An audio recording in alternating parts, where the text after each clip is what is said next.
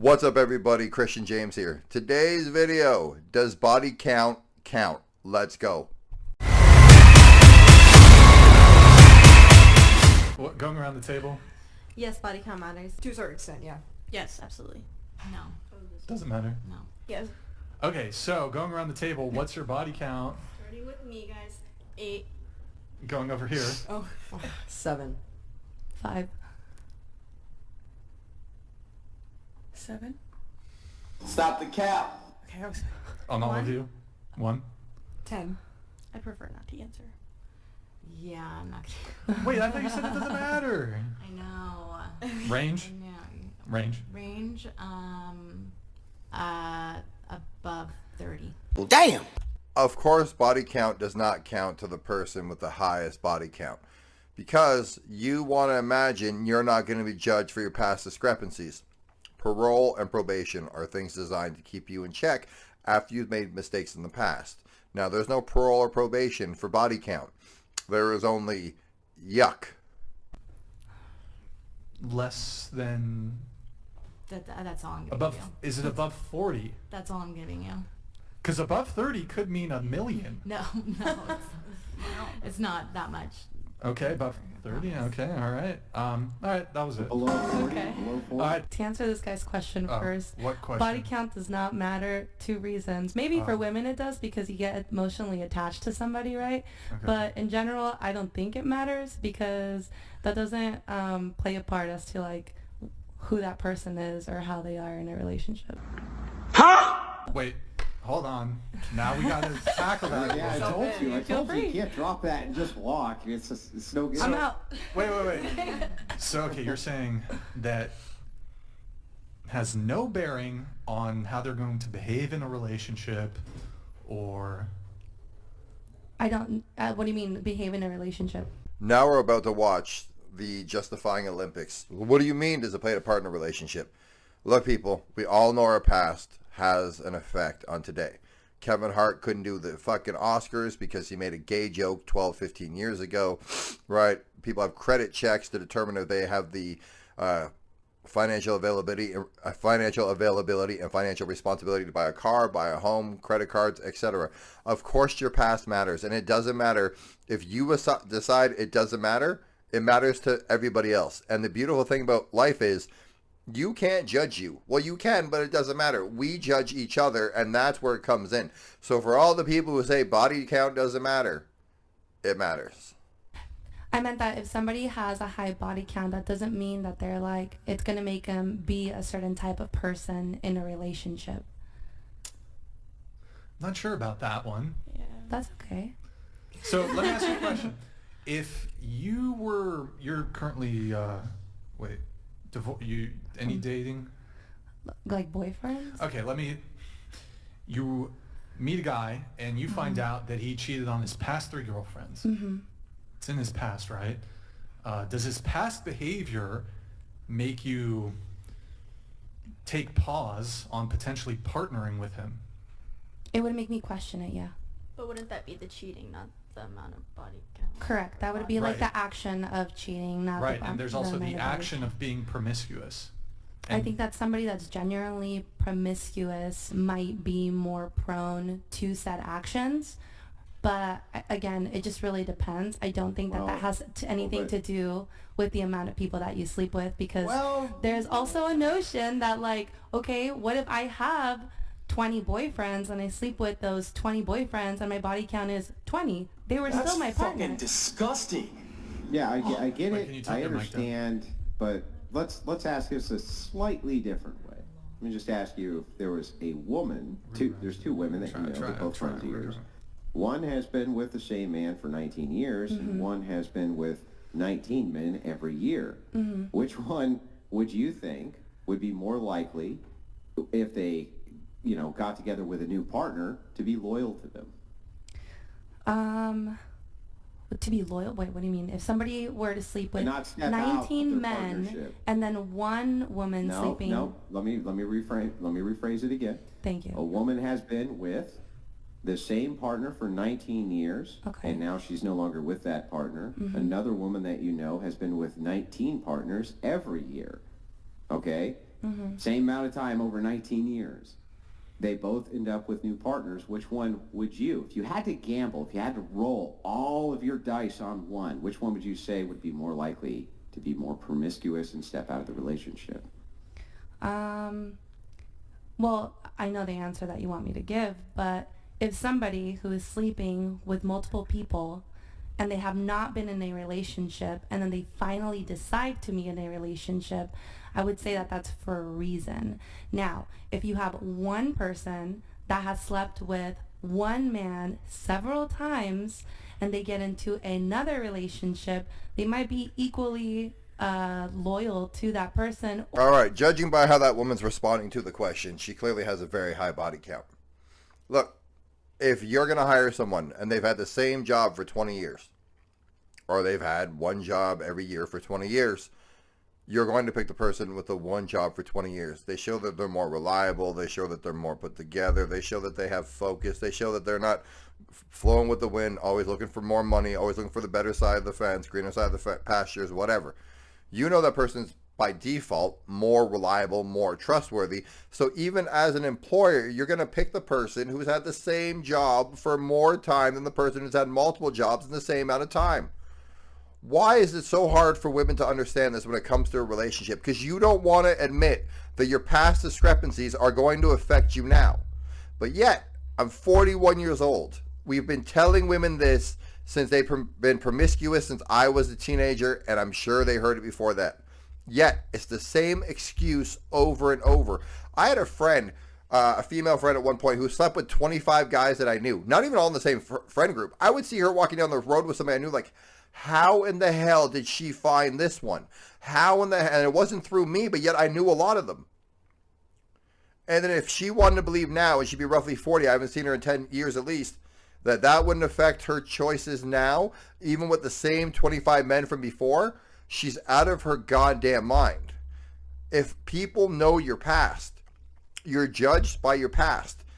Resumes, probation, parole, going bankrupt, etc.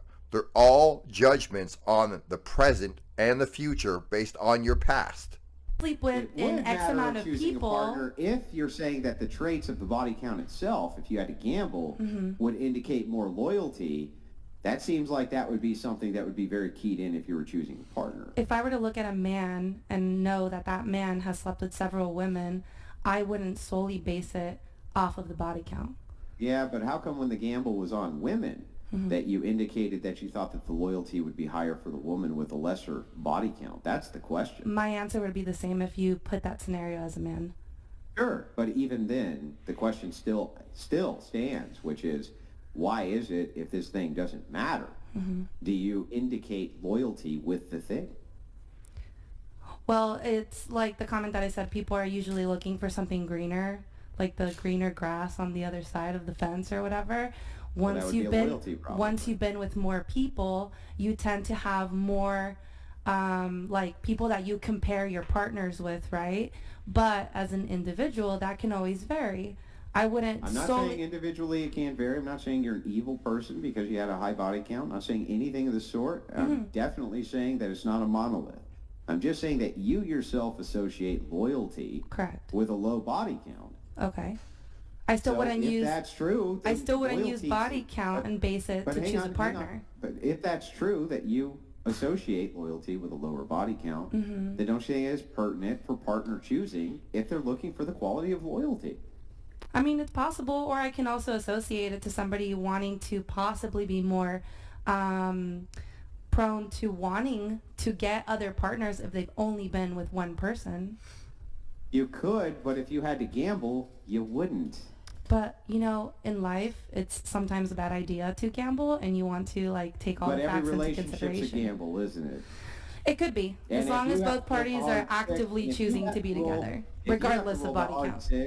If you have to roll the hard six, you're going to roll it on the person with the least body count, which tells me that it matters, and every relationship is a gamble. You conceded that that's also true. So it sounds like if loyalty is the issue here, and it is a big issue in relationships, that you yourself would associate body count with loyalty. but it wouldn't be I wouldn't solely base my Not saying choosing solely, of that I'm just saying person based off of body I'm count. just saying it matters. To some degree, yeah. Yeah. My advice to men is don't date women with high body counts. That's okay.